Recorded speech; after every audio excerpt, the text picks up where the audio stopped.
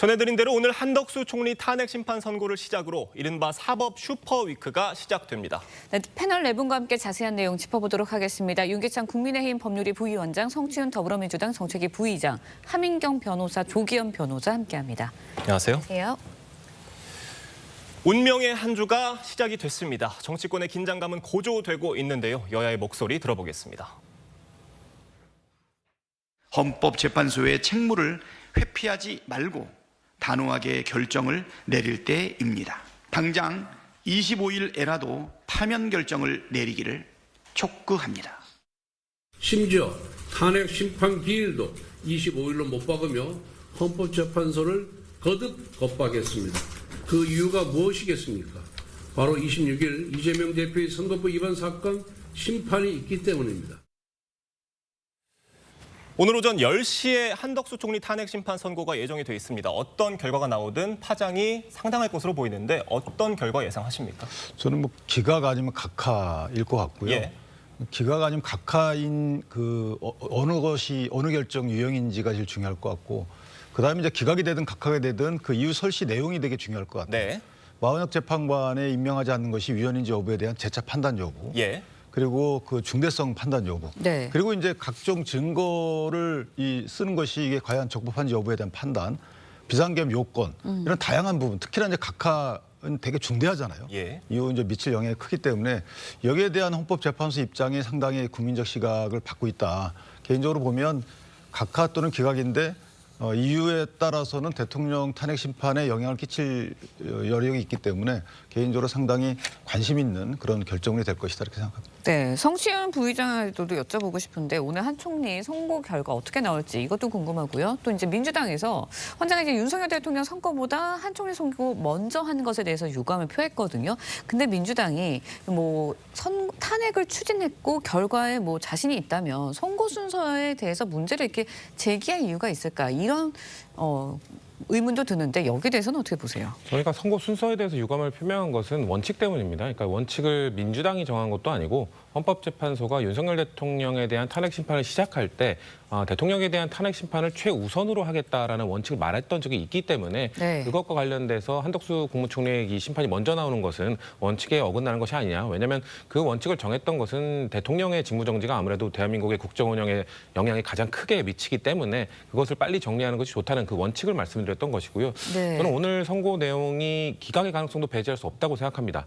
왜냐하면 한덕수 국무총리가 일단 두 가지로 나눌 수 있는데 이제 국무총리 시절에 내란 방조 혐의가 이제 가장 큰 이유 중 하나인데 본인의 방어권을 행사하는 과정에서 본인은 국무회의에 참석했지만 그게 정당하다고 생각하지도 않았고 절차적 흠결이 있었다라는 주장을 했거든요. 그러니까 본인을 적극적으로 방어하면서 본인의 탄핵 사유는 상당히 많이 해소를 했습니다. 하지만 그 영향이 아마 윤석열 대통령의 탄핵 심판에는 안 좋은 영향을 미칠 거라고 생각을 하고요. 그 다른 부분은 이제 권한대행 시절에 마은혁 후보자를 임명하지 않은 부분인데 저는 이 부분은 내용적으로는 인용의 가능성이 충분히 있습니다. 왜냐하면 헌법재판소에서 그 최상목 권한대행에 대한 권한쟁의 심판 과정에서 임명하지 않는 것은 위헌이다라는 판결을 내렸기 때문인데 근데 문제는 저는 정족수 문제가 걸릴 수 있다고 생각합니다. 그렇기 때문에 아마도 그 정족수 문제 때문에 그 마은혁 후보자를 임명하지 예. 않은 부분에 대해서는 기각할 가능성이 있기 때문에 전체적으로는 기각 가능성도 배제할 수는 없다. 하지만 이 결과가 윤석열 대통령의 심판에는 영향을 주지는 않을 것이다라고 생각합니다. 오늘 한 총리 선고에서 주목되는 부분 자세히 더 짚어보겠습니다. 이 국회 측이 내란죄를 탄핵소추 사유에서 철회한 부분을 놓고 윤석열 대통령 측이 반발을 했었는데 한덕수 총리 사건에서도 이 부분이 논란이 되고 있습니다. 하민경 변호사님 어떤 판단 내릴 것으로 보세요? 네, 저는 앞서 이야기했던 그 의결 정족수와 마찬가지로 예. 이 이제 내란죄를 철회했다라는 이 부분이 어떻게 보면 헌재가 모든 쟁점에서 이제 회피하지 않고 판단을 제대로 내린다면 각하를 할 수 있는 그런 근거 중에 하나가 아닐까 이런 생각이 듭니다.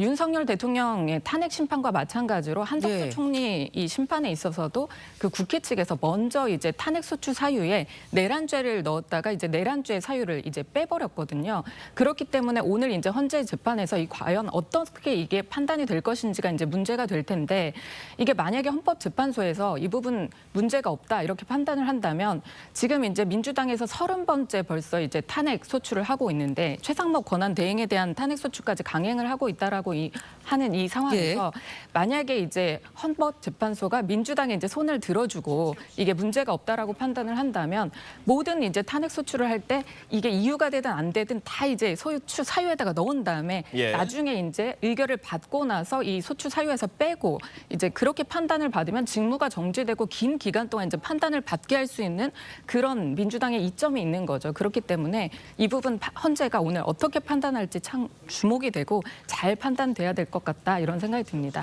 네. 조기현 변호사님께는 헌재가 비상계엄의 위헌성에 대해서 어떻게 판단할지 궁금한데 어떻게 보세요? 한덕수 총리의 탄핵소추 사유 중에 비상계엄의 묵인 방조 사실이 있기 때문에 비상계엄의 위헌 위법성에 대해서 판단을 안 할 수는 없을 겁니다. 그런데 비상계엄을 당초 기획하고 지시하고 군투입을 지시했던 것은 윤석열 대통령이 주도했던 행위이기 때문에 한덕수 총리는 그 이후에 비상계엄 선포 직전에 참여했던 5분의 국무회의가 문제되는 사안입니다. 그러면 비상계엄의 위헌 위법성, 그러니까 헌법 77조 위반 여부에 대한 어느 정도의 이 검토나 결정을 하더라도 판단을 하더라도 묵인 방조의 이 소추 사유가 인정될지 여부에 대해서 판단하는데 필요한 정도, 매우 제한적으로 판단할 것이지 윤석열 대통령처럼 실체적, 절차적, 포고령 위반까지 다 판단할 것 같지는 않고요. 그렇게 되면 향후 있게 되는 윤석열 대통령 선고로 그 결정문을 미리 쓰는 것과 효과가 같기 때문에 위헌성의 판단은 매우 구체적으로 나올 것 같지는 않습니다. 네, 위헌성에 대한 판단, 비상계엄 위헌성에 대한 판단에 대해서 헌재가 그렇게 구체적으로 판단하지 않을 거라 말씀을 해주셨는데 이게 왜 이렇게 중요하냐면 결국 말씀해 주신 게 윤석열 대통령 선고하고도 맞닿는 부분이기 때문입니다. 윤기찬 변호사님께서는 어떻게 보세요? 일단 영향이 있죠. 왜냐하면 첫 번째는 이제 대통령 위헌 위법이 일부 있을 수 있어요. 그런데 예를 들면 비상계엄 요건을 충족했는지 여부는 판단을 할 것 같아요. 그런데 이 충족했는지 여부와 관련돼서 그러나 이게 중대한 위헌 위법인지 여부에 대한 설시도 있을 것 같고 그렇다면 그 부분은 이제 비상계엄 요건의 절차적 실체적 요건을 충족했는지 여부와 관련돼서는 윤 대통령 사건에 직접적인 영향이 있는 것이죠. 그다음에 각종 특검을 거부권 건의했다는 부분도 있어요. 그다음에 상설특검 후보자 미임명도 있거든요. 이거에 대한 또 여러 가지 설시 내용에 따라서는 대통령의 중대성 판단에 영향을 미칠 우려가 있는 거고요. 그다음에 이제 아까 변호사님 말씀 주신 것처럼 소추의 동일성. 그러니까 실제 국회에서 의견을 얻을 때는 A, B 넣었다가 실제 재판 진행할 땐 B를 뺀다 그러면 이게 소위 사기 탄핵이라고 비판받을 만한 사실 형사 재판에 있을 수 없는 일이거든요. 여기에 대한 기본적인 원칙 표명.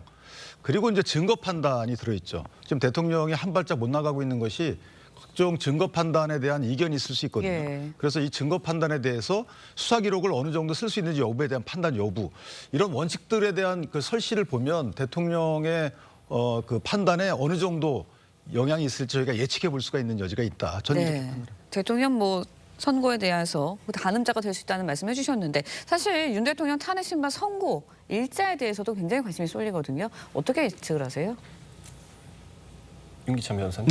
선고 일자는 개인적으로 보면 지금 사실은 이제 평의 판결이 끝나지 않았다고 보고 제가 헌법재판소 저희가 결정례를 많이 분석해봤지만 실제 이게 위헌 위법인지 여부에 대해서는 재판관들의 의견이 갈릴 수 있어요. 그다음에 위헌 위법인지 여부하고 중대성에 대해서는 많이 갈립니다.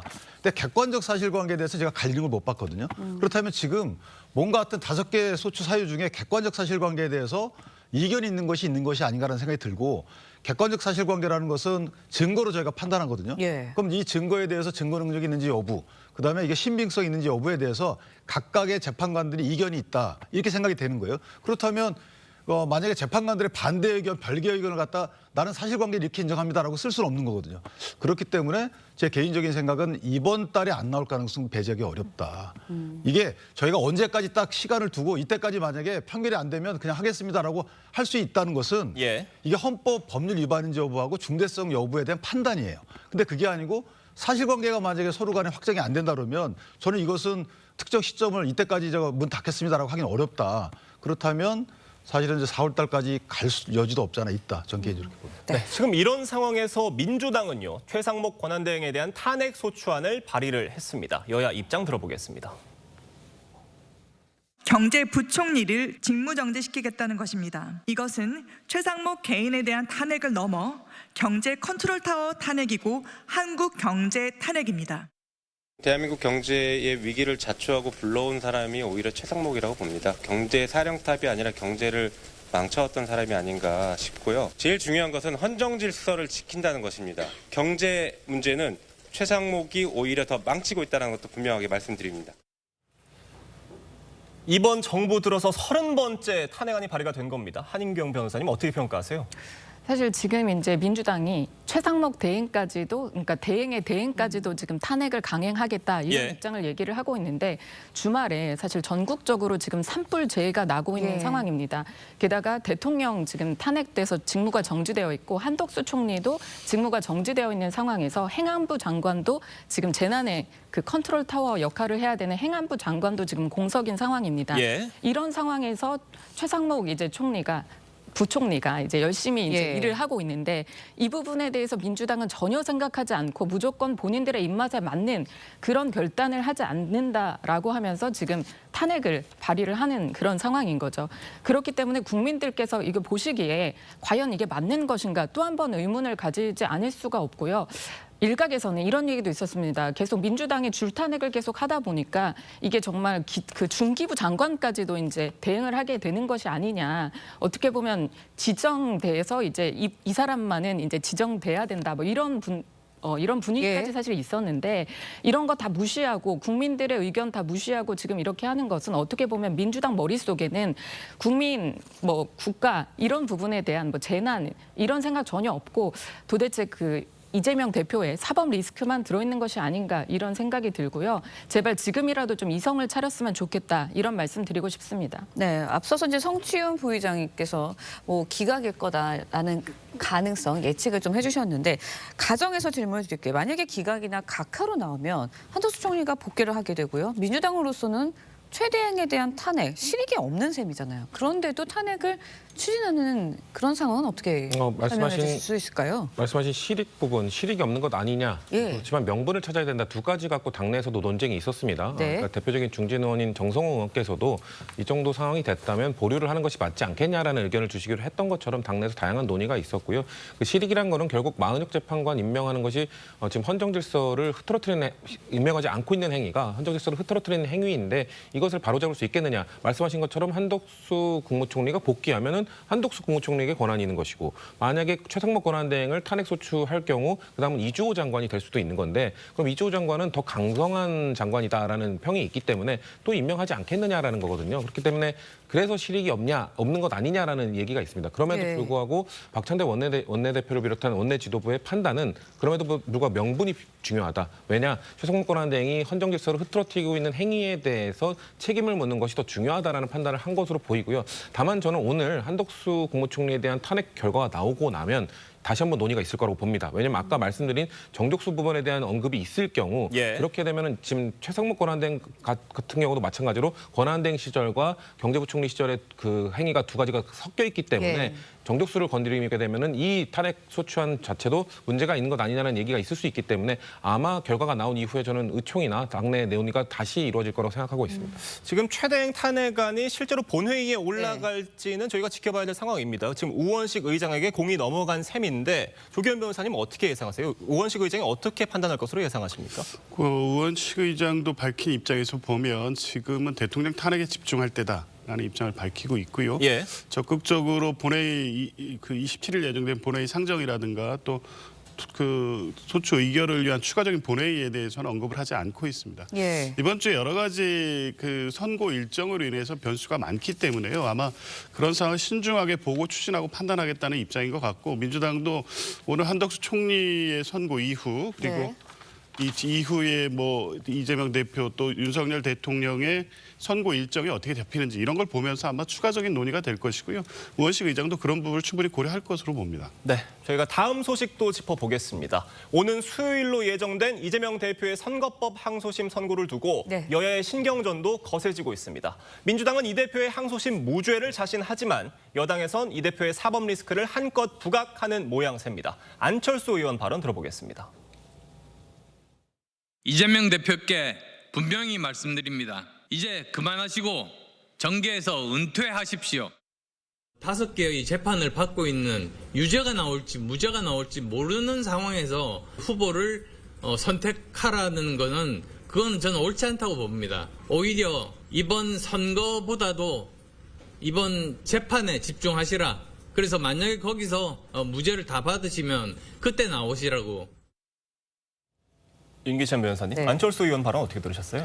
저는 이제 미리 말씀하신 거라고 보는데 예. 실제 26일 날 그 선고 결과가 피선거권 박탈형이 유지된다 그러면 저런 말씀들이 계속 일반화될 가능성이 있어요. 왜냐하면 일단은 뭐 1심에서도 그렇고 2심까지도 이 네. 변동이 없는 거잖아요. 예. 그렇다 그러면 3심도 똑같은이 나올 확률이 크다는 것인데 그런 상황에서 만약에 대선 후보자로 나가게 되면 민주당 내에서도 그 사이에 맞아 대법원 피선거권 박탈령 확정되면 후보자가 없어지는 거고요. 국민적 시각에서 볼 때도 뭐 이게 헌법 84조에 뭐 재판이 진행되니 안 되니 좀 여러 가지 분란이 있을 수 있잖아요. 예. 그리고 또 연휴도 다른 재판들도 연휴 받고 계시기 때문에 네. 그때는 당내 아니면 또는 당 외에서 불출마 압박이 이어질 것이고 안철수 의원은 그 말씀을 미리 한 것 같은 생각이 들어서 일단은 지켜봐야 되겠지만 어쨌든 26일 날 결과에 따라서는 저런 말씀이 일반화될 가능성이 굉장히 크다. 저는 그렇게 생각합니다. 네, 성추현 부의장께는 오늘 좀 가정의 질문을 많이 드리는 것 같은데 만약에 무죄를 선고받으면 현재까지 뭐 독주 체제, 이재명 대표의 독주 체제 더 굳힐 수 있습니다. 하지만 이제 유죄를 선고받게 되면 타격이 불가피한 거는 누가 봐도 아는 사실이거든요. 그렇게 되면은 당내 구조 조정, 뭐 지형도 좀 변화가 있는 거 아니냐 이런 얘기들이 나오고 있는데 어떻게 보세요? 뭐 그런 문제 제기나 그런 제기는 벌써 이루어지고 있죠. 근데 그런 문제 제기나 그런 것들을 준비해야 되는 것 아니냐는 목소리는 사실 당 밖에서도 많이 이루어지고 있습니다. 그러니까 네. 그 민주당에 있다가 당 밖으로 뛰쳐나가신 분들 위주로 그런 얘기가 많이 나오고 있는데 그분들에게도 사실 선택권이 없고요. 사실 지금 당 지도부에도 선택권이 있다고 보지는 않습니다. 저는 오로지 민주당을 지지해주는 국민들에게 선택권이 있기 때문에 이재명 대표의 2심 선고가 나온 이후에 지지율 변화가 어떻게 나타나는가 저는 거기에 핵심이 있다고 봅니다. 만약에 민주당을 지지해주는 분들이 굳건하게 그냥 지지를 유지해 주신다? 그러면은 흔들림 없이 아마 후보 교체로는 얘기가 들어갈 거라고 보고요. 근데 만약에 지지율에 흔들림이 있다. 그렇게 되면 당내에서 아마 이 정도면 논의를 시작해야 되는 것 아니냐는 얘기가 다시 나올 거라고 봅니다. 저는 그때가 아마 우리 당내에서 이 후보 교체론이라든지 아니면 어떻게 이 문제를 헤쳐나갈 것인지에 대한 논의가 시작되는 포인트라고 생각하기 때문에 아직까지는 국민들께서 판단을 해주시지 않은 상황에서 우리가 섣부르게 먼저 내기를 하는 거는 아닌 것 같다라는 말씀 정도 드리겠습니다. 그러니까 이른바 633 원칙에 따르면 예. 이재명 대표 선거법 사건이 대법원 판결은 6월 26일까지 나올 수도 있습니다. 물론 그 전에 나올 수도 있는 상황이고요. 그렇게 된다면 조기 대선이 열릴 경우에 조기 대선 그 전에 이재명 대표의 대법원 사건이 대법원 확정이 이루어질 수도 있다고 보십니까? 저는 당연히 이루어질 수 있다라고 예. 보고요. 그렇기 때문에 633 원칙을 이제 어떻게 보면 이제 강행 규정으로 정해놓은 것은 그게 가능하기 때문에 예. 이렇게 정해놓은 것입니다. 이재명 대표는 계속해서 항소심 선고가 나더라도 대법원 선고까지 3개월 내에 불가능하다 이렇게 공언을 하고 있는데 그 부분은 사실이 아니고요. 당연히 3개월 내에 할 수 있고 지금 쟁점 같은 경우에는 이미 항소심 까지 이제 전부 다 정리가 된 상황입니다. 그리고 게다가 항소심 이제 선고가 무죄가 나왔으면 하는 것이 민주당의 바람일 수 있지만 항소심 선고는 1심 선고와 별로 다르게 이제 달라지지 않을 것이다. 그렇게 이제 생각이 들고요. 그리고 또 이제 다음에 이제 나올 수 있는 이게 가능성을 없애는 그런 재판일 것이냐 예. 이게 이제 문제인데.